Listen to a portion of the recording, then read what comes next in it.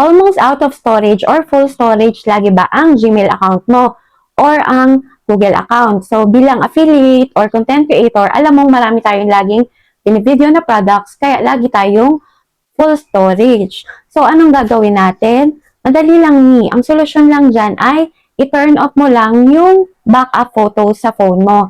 Ito ay para sa mga Android user lang kasi Android user ako. So, tuturuan kita kung paano i-turn off yung backup photos. So, sa phone mo, i-click mo lang yung photos. Then, sa upper right corner, i-click mo lang yung photos mo sa taas. Then, pag andyan ka na, i-click mo lang yung photo settings. Then, may backup na nakalagay, i-click mo lang yun. So, nakikita mo, naka-on yung backup, kailangan mo lang i-off yan. So, yan, backup is off.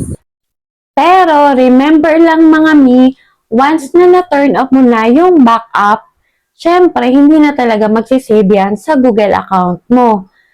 Pero kung gusto mo naman na masave pa rin, pero hindi mo na gagamitin yung primary email mo or Gmail, syempre, i-switch mo na lang or i-change yung backup account mo sa ibang email mo.